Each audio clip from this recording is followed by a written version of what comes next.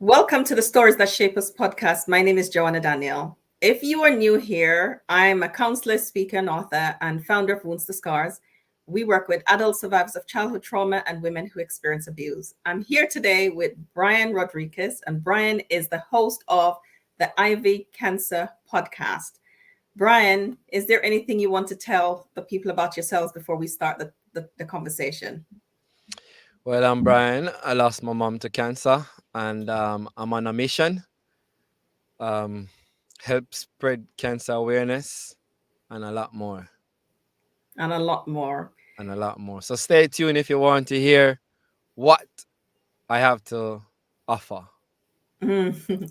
Thank you so much, Brian. Condolences on the loss of your mom. I know she's really Thank you. special. She was really special. She is really special to you. So I'm really glad that you were able to come and to share about your relationship with your mom and what got you on this mission that you are on.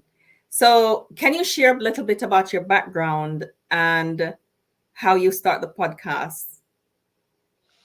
Well, so I'm from Jamaica. Um, Grew up in the St. Catherine area, which we call it country. Um, in my early part, I was with my dad and my mom, but my dad was a womanizer. So he's always roaming. For the most part, he worked with the NWC, so he was mainly on site. And I think after that, then it's just me and my mom. We moved to Portmore, and we were living there, and that's where I spent most of my life in So Portmore in until I Portmore, came here in the UK. Yeah. so you moved to another part of the country and where you live with only your mom Well, and well, I moved to yeah, Portmore. It's more of a city. yeah. It's more of a city now. It has not get the title yet, a city, but classified as a city. Very developed is Right, Portmore. So right. can you describe the relationship that you had with your mom growing up? Well, my mom was a loving woman, very strict. Um, she's not one of them that spear the rod, spoil the child. Um, she always encouraged me with my education, but Mm, I tend to stray from that and I tend to follow friends.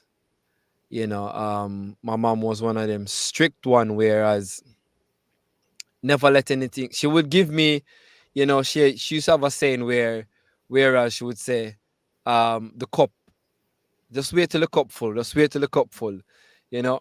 And when the cup full, trust me, me get the whole light. You know what I mean? It's like me get from the beginning of the year to the ending of the year worth of beating. Um, I can remember once I was at school. I always choose to fight on a Friday because I think that, probably teacher wouldn't remember what happened, or the person who I fight with wouldn't remember what happened. So I always choose to fight on a Friday. And I can remember this fight I had. The guy was some relative with the principal, and mom contact the principal, explain to the principal what happened. The Monday morning when I went to school, the principal didn't even ask any question. She just came into the my classroom, bring me into her office and start beating me. She wow. had a belt where they call it the two-mouth snake, Mm. where she beat me like my back was so swollen I couldn't lean up on it. I went home, I tell my mom, and my mom said, if you never do anything wrong, you wouldn't get beaten.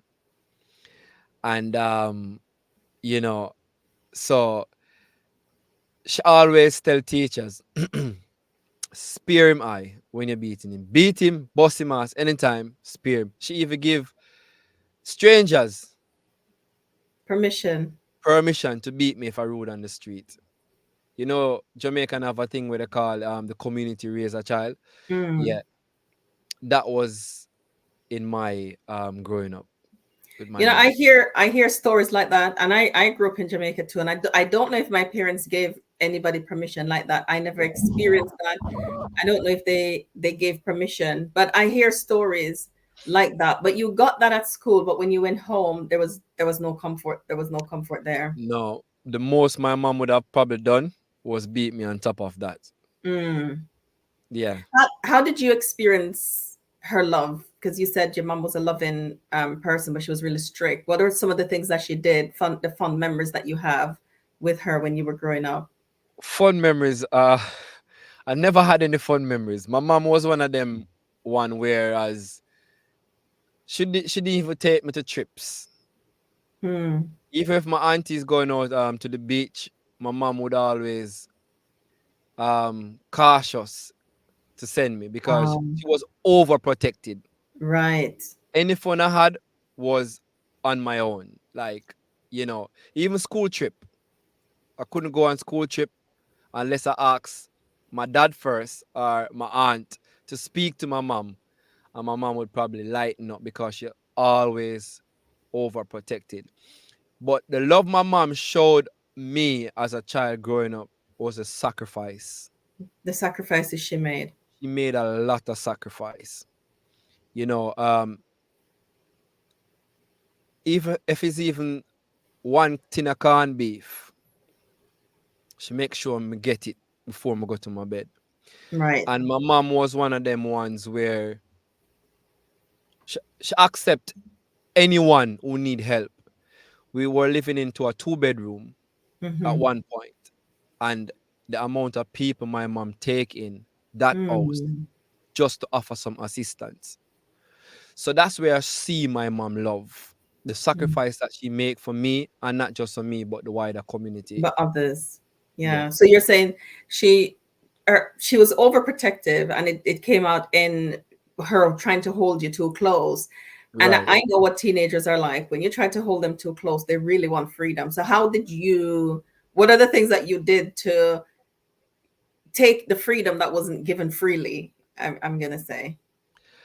Um, as I growing up, um, I think I get my freedom when I was probably about 14, 15 years old. Um, Whenever I get the opportunity before, like outside, I take it. So for my mom, she found someone. She found someone when I was probably about 15. Like a partner. She had a partner when you were Right. 15. Right. So she Right. found that person, and then she went to live with that person. Same place where I was coming from in Linstead. Okay. And she left me. She asked me if she didn't left me. I didn't want it to go Okay. because I never liked the area. It was dead, you know, boring and stuff. And I'm one of those ones. So I get most my freedom when I was 14, 15, thereabout. I got Mhm. more leniency at that age. But before my teenage age, I didn't really get much freedom. Before 14, 15, when she Yeah, had another yeah, relationship. And so now right.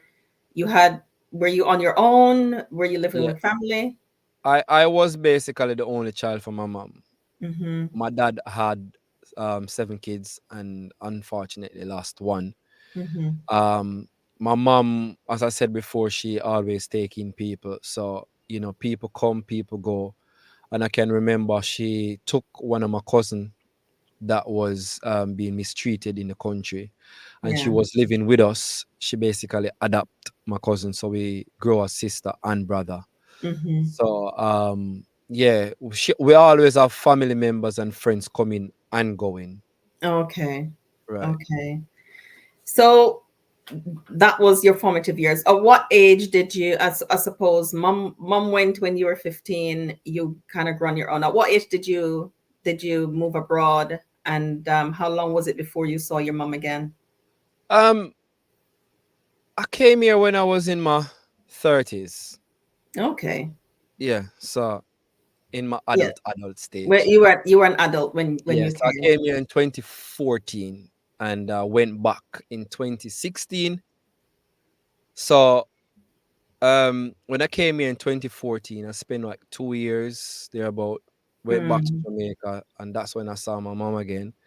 And then I came back here in 2019. right. And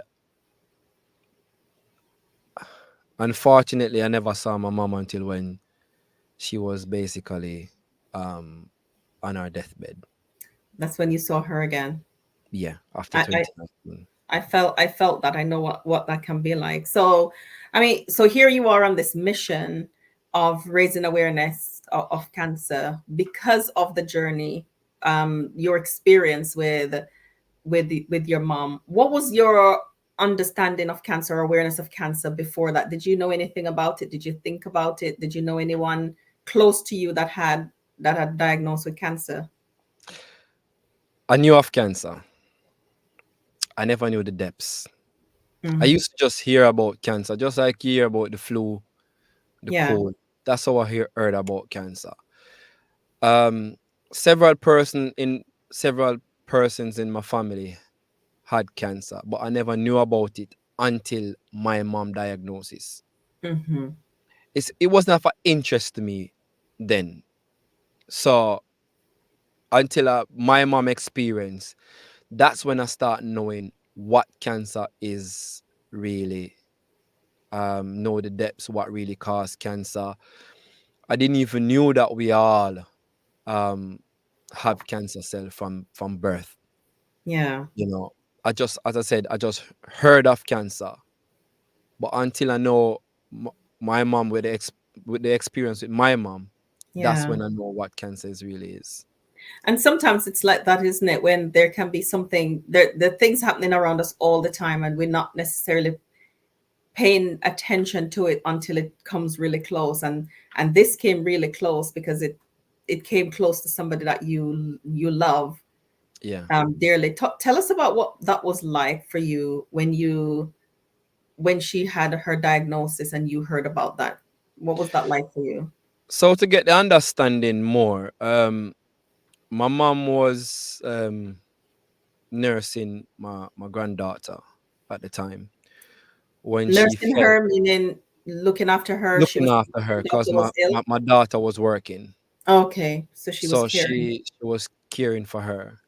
And she had an accident in 2021 where she Mm-hmm. fell and hit her breast. Oh. But after that, it started hurting, you know. Mm-hmm. So, as my mom was always, paranoid when it comes to certain things. So she started worried, being worried about what's the possibility, why her breast is feeling like this, etc., etc. You know, she's diabetic and stuff. Um, so she started having symptoms, which she had a ear infection, and she went to the hospital. She went to the doctor, and they sent her to the hospital. When they sent her to the hospital, they said to her that you know the infection is going on her chest, so it caused her to feel pain, etc., etc. And they said to her she may have to patch the ears because it's burst.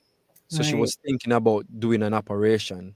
Right. The operation didn't happen because, for whatever reason, my mom, as I said, my mom was a praying woman. So when she prayed and something don't happen, she just give thanks because she may, Right. think that something probably would have happened. Yeah.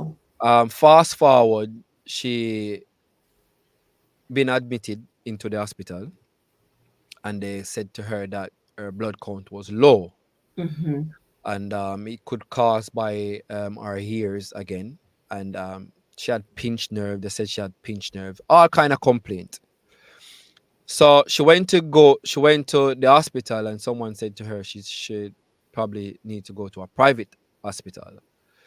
Then after that, she started feeling a lump in her breast, and that's when she decided she's going to go to a private hospital. She went to the private hospital, and they done a biopsy on her, and 2 weeks time the biopsy came, and they said she have a benign tumor. However, it's not cancerous, but you need to check it out Mm-hmm. um 6 months after.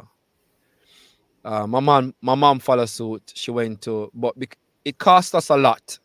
Cost us, I think, about $120,000 For doing tests for the and biopsy test. mhm. So, given that I'm the only child, we did get some help from one of my cousin. But given that I am the only child, she don't want to put pressure on me, so she went to the public hospital. Right. When she went to the public hospital, they said to her, "Come back within 2 weeks' time. You get the results."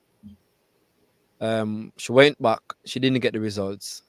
They said to her, "Come back within another month." She went back, didn't get the results. Several times she didn't get the results.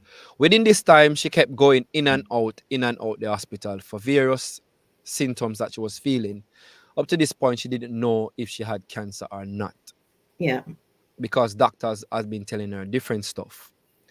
So, sh- long and short story of it, she fell ill, Hmm. and my cousin took her to the university hospital. While she was there at the university hospital, they ran some tests on her and told her that she had low blood count, etc., etc. And they give her a medication. She came back out the hospital.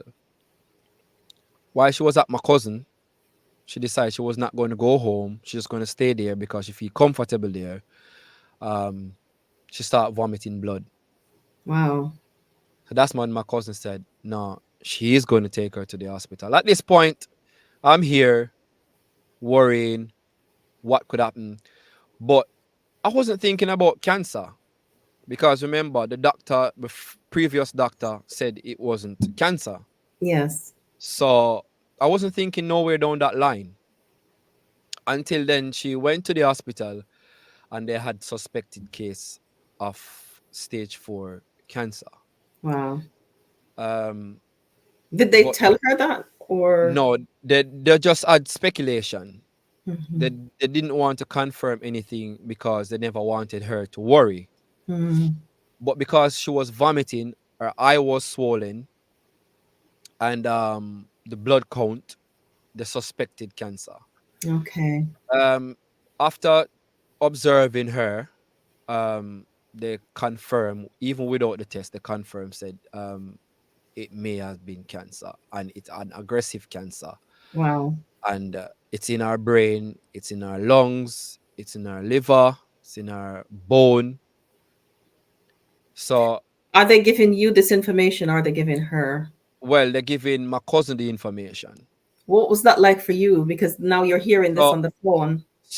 they had called me to speak to the doctor, and when they called me to speak to the doctor, was having the conversation with the doctor, and the doctor was explaining all these things to me. Mhm. I didn't know what stage 4 mean. Hmm. So I said to the doctor, "I want you to be straight with me. Yeah. What is my mom condition?" She said to me, "I have to be prepared for the worst." Wow. And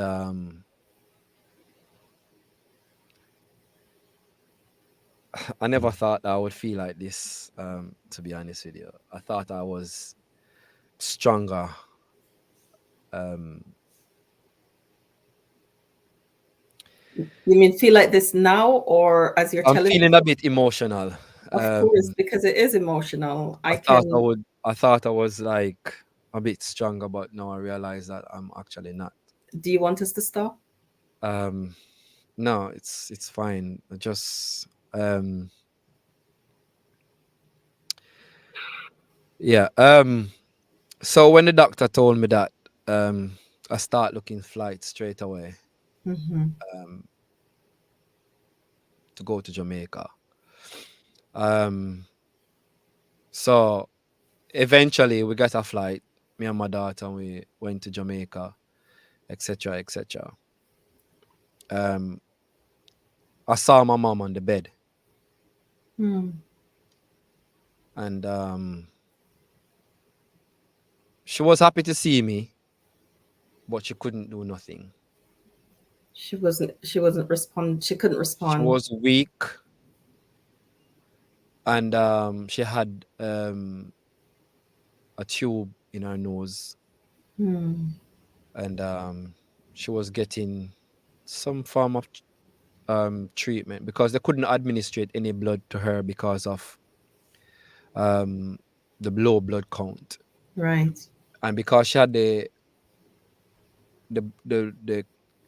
cancer in her lungs, it kind of clot. She had a blood clot in her Right. lungs, so she couldn't. They couldn't administrate any form of drug to her, so she was there basically deteriorating. Right. So when I saw her, my mom was a my mom was a very chubby lady, and she draw down to nothing Just in a short time. in a short time. She found out she had cancer in January, and unfortunately, she passed in the March. Wow. Yeah, It's really, really fast. right. So you had no time to sit with the news, between sitting with the news, just coming to understand the news, understand what it meant, and then she was gone. Yeah, I can remember when I went to Jamaica and I went to the doctor. They said they want to confirm if it is cancer, but based on the oncologist, they've been saying, the suspected Hmm. cancer. So they sent me to get the biopsy. I couldn't get the biopsy from the hospital that she went to get from last. So they asked me to get the one from previous. That didn't show much because, as I said before, it was benign. Yeah. So they wanted the one from the hospital which she went to. She didn't get that. She done that biopsy from 2022, Mm. um, August, August, yeah, 2022 August, and up until the point 2023 in January, she didn't get that result. Wow. So she didn't know, She and didn't you know. got the results after she So passed. after she passed, I wanted closure. Hmm. I wanted to know what stage she was at the time when she done that test. So I went to the hospital and I said to them, I am such and such son, and I'm here to pick up the result. They said they can't give me the results because they said to me some privacy explanation. Confidentiality. Yeah. Right. So I said I'm her child and she's in the hospital. At that point she passed. But I wanted to see if they would give it to me because she was in the hospital. So they said to me, I have to ask the hospital to send a note. When I asked the hospital, they said because she's already passed, they can't give me a note to get it. So I went back and I said, listen, the truth is, my mom passed. She done the test here, and I want the result to get closure. I want to know if she had cancer, and I want to know what the result was. When I got the result, they finally gave it to me. When I got the result, she was at stage 2 at the time. Right. So from December, no, from January of 2022, when she done the first biopsy, to when she done the second one in August, it reached the stage 2. That's how aggressive it was. Wow. It So moved really, really so in fast. my head, maybe if we had found out at that point, we probably could have done something. But as my daughter said, everything happened for a reason. Well, that's a part of grief. There's a stage called the bargaining process in the grief cycle where we and think about all the what ifs, maybe if, what if, and so it's just a normal part of your grief process that you're going through. Yeah, That you're wondering, I wonder what would happen if we had known before. What could I have done? What yeah, could they have done? yeah, You know, to help her. And we'll never know, but it's important that you do that process, that you walk through the journey as you're doing it.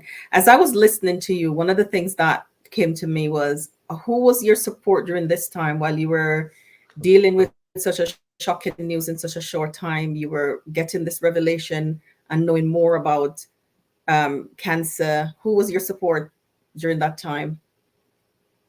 It's a good question. That's a good question.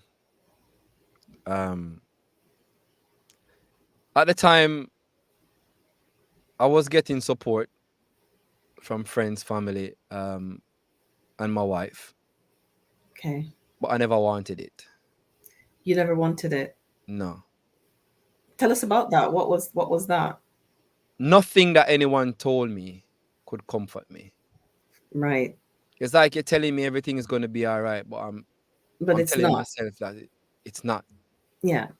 Because your mom's not here. right. Um, even when because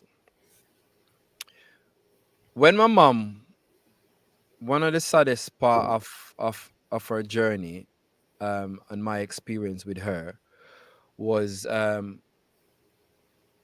last night I visited her. Hmm. Um, before that, before that, one night we had a probably about 7 family members or even more came to visit her, and that was the first time my mom laughed. That was the first time my mom laughed. The following day, when I went to the hospital and I said to her, "How you feeling now?" She said to me, she felt good that she had so much people come look for her last night, and Yeah. she wished that was the case every night because it makes Mm-hmm. her feel good. Mm-hmm. And on the last when they eventually, I think the doctor said to us, we need to get some blood for her because she needed some blood. And we went to get some blood taken to bring to her.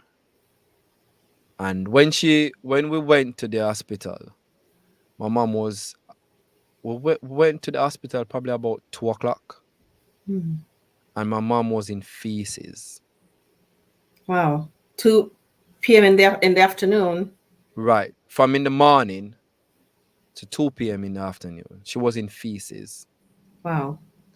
And she was saying that she can't take this life anymore because they don't want to attend to her. They don't want to clean her when she passes her poop. The care wasn't She great. used to struggle, as a matter of fact, with pooing because of the medication that she was on. Yeah. She was constipated. But they never clean her when she passed her. And my mom was a very cleansy woman. So I Yeah. can imagine her in that mess. And she Hmm. said to my daughter's baby father, um, she don't want to be here like this. Hmm. And when he told me that, I decided, I'm going to take her out the hospital because if that's the case, if they can't do anything for her, what's the point? You know. And when when we when we went back to the hospital to visit her in the night, I said to her because her brain now start malfunctioning. She start speaking gibberish. Says like her brain is that messed up that she's confused. So I said to her, "Mom, are you all right?" And she was like, She mumble. And I said, "You eat anything?" And she said, "No, I don't want nothing to eat." But there was a plate of food on the side. Hmm. And I was kind of surprising because she had cake in that plate. She had starch in that plate. But I never knew none of these things until I started doing my research that she shouldn't even been getting cakes Yeah.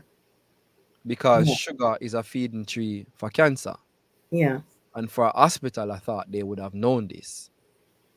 And the fact that they gave her oranges when they told us we have to boil her fruits before we give it to her because she's susceptible to get infection.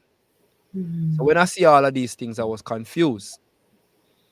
So while we were sitting there and we were talking, she was groaning. And I said, Mom, are you all right? And she mumbled. At that point, as we would say, she was traveling. So she wasn't conscious of nothing at all. Yes. And I remember going into the car while driving home and me and my kids was having a conversation. And I said, God, if you're not going to turn my mom life around to the better, take her out of this because she don't deserve it. Mm. And we got the call. I was sleeping in the morning and I heard my phone ring. And Joanna, I literally felt the news before I even heard what it was. You knew. I jumped out my sleep and my heart was palpitating, like beating so fast. I Yeah. don't even know who was calling because I never Mm. seen any name or nothing. I Mm. just heard Mm. my phone ringing And and you knew. immediately clicked in my head. Mm. They said to us to come by the hospital. And I just knew. And when we went there, they put us in our room, all the families, and just break the news to us. Broke the news. Yeah. What was that like for you, Brian, being there, not getting it, and a phone call, you're in the UK and you're getting this message? What did it mean for you to be there? Um,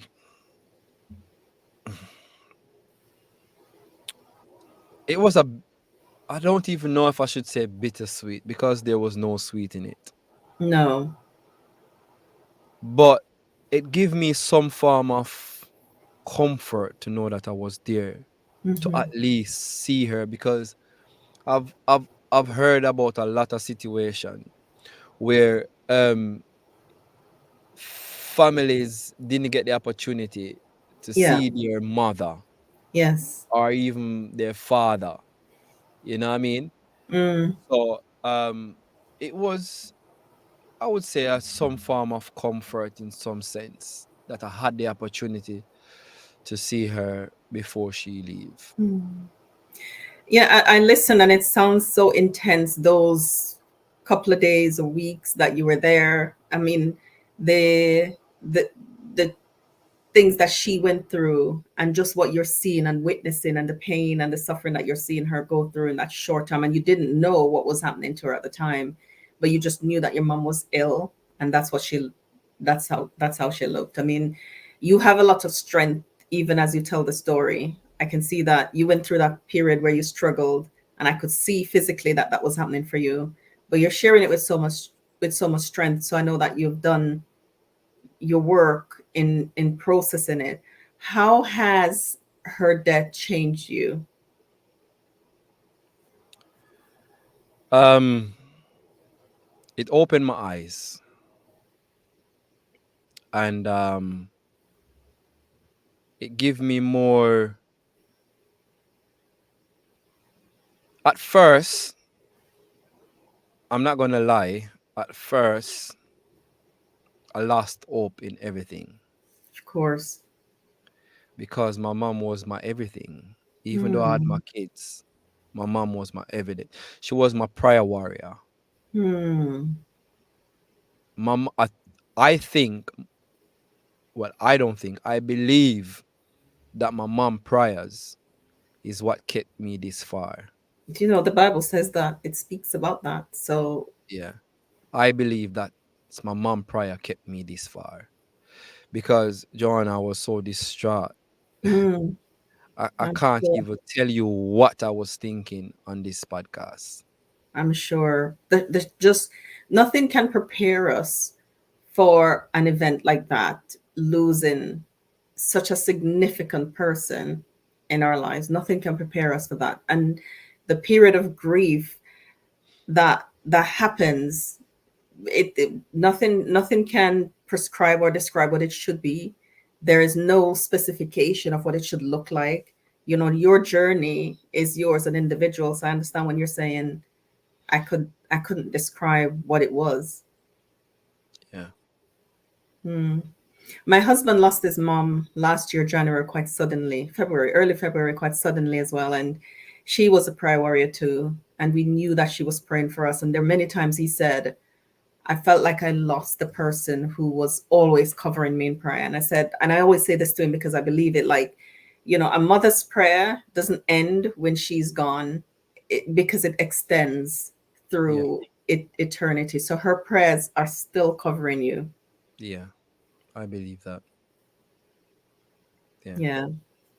So this mission that you're on, um, Bryan, to it didn't you didn't know enough to help your mom. This mission is helping so many others to, as you're raising awareness of something that is so common, but we still don't know enough about it.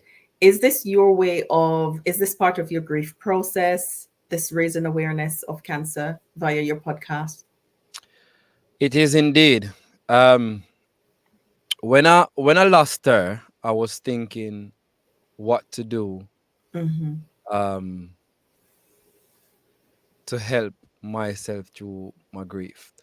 Yeah. I even got counseling, didn't help. There were times I didn't even want to be at work because Mm. I wasn't just going through stuff where my mom is concerned. I was going through other stuff. My mom just Life was added to it, happening. Life was right? happening in other Right. ways.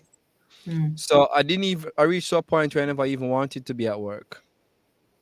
And so um when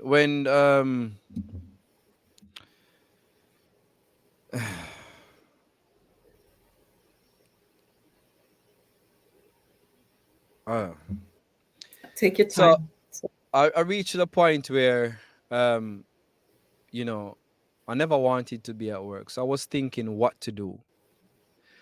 And my wife suggested to me to do cancer race for life.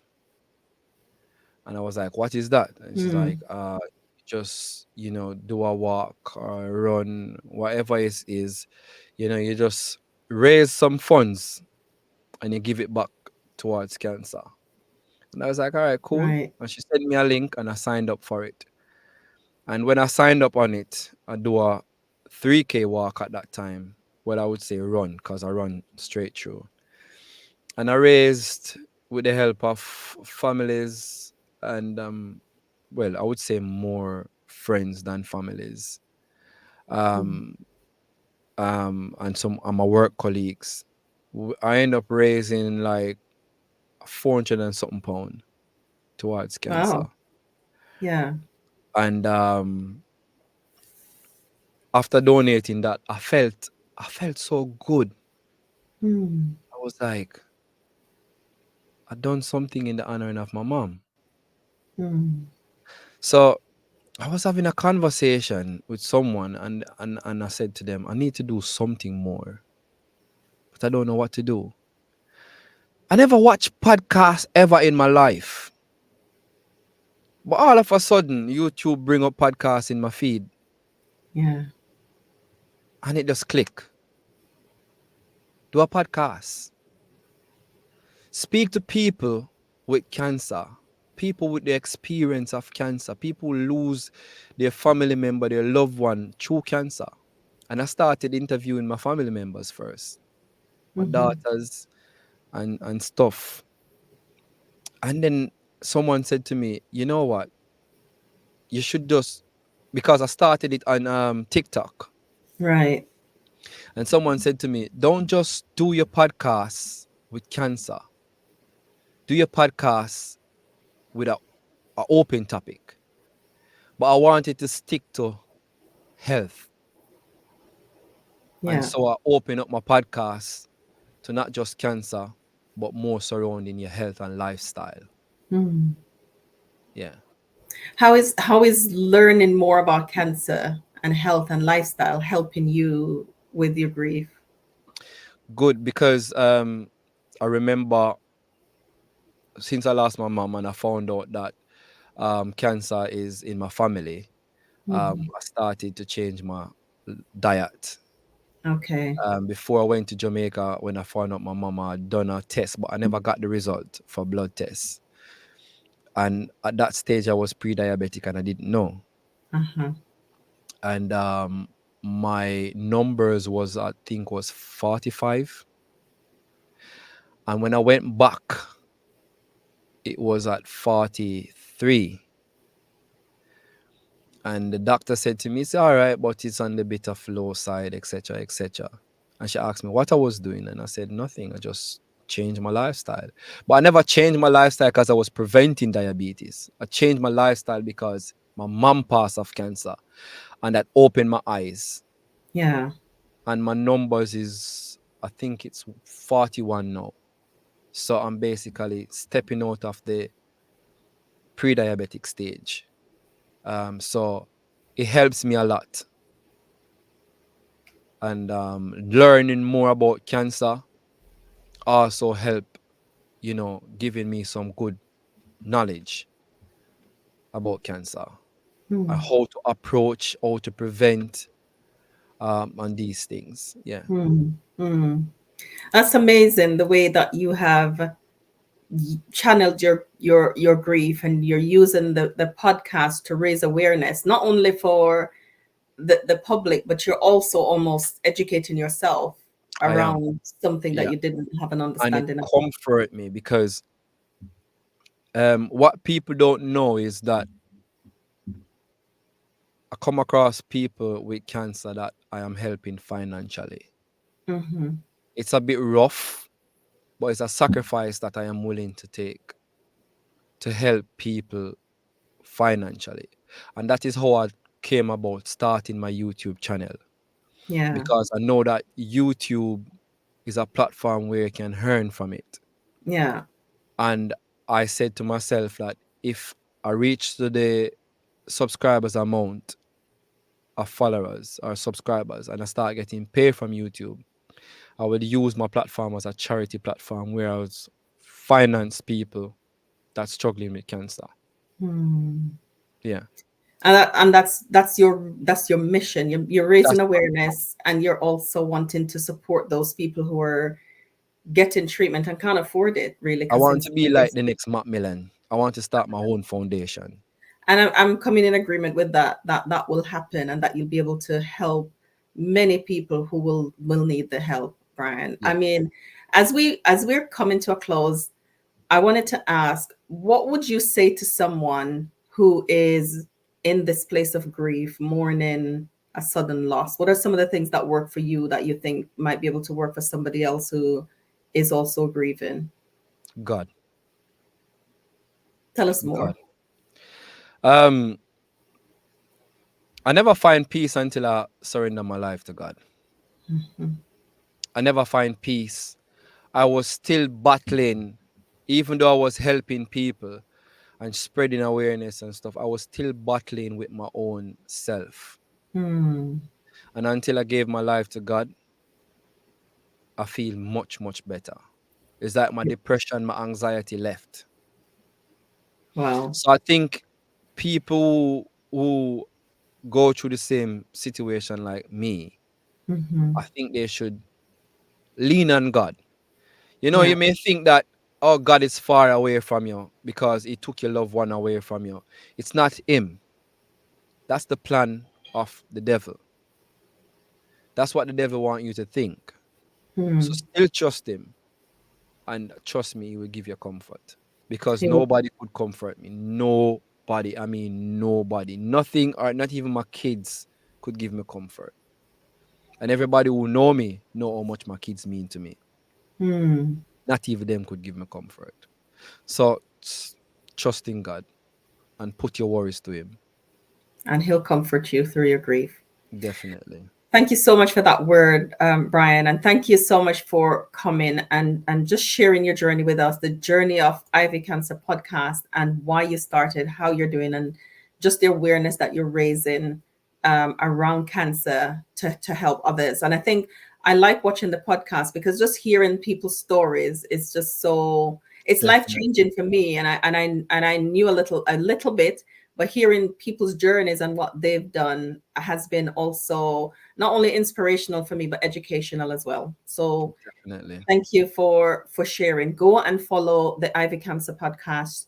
Watch the stories, listen to and support Brian's mission to grow so he can help others who are facing the journey of a diagnosis and the need for treatment and sometimes the cost of treatment in some places. Very expensive. Very expensive. Thank you for sharing your grief with us. Thank you for giving us that glimpse into that part of your journey, because I know losing a parent is not an easy journey, and so we thank you. I really appreciate your sharing. Thank you for joining the Stories That Shape Us podcast. Please join us on the next story. Take care. Take care. Thank you.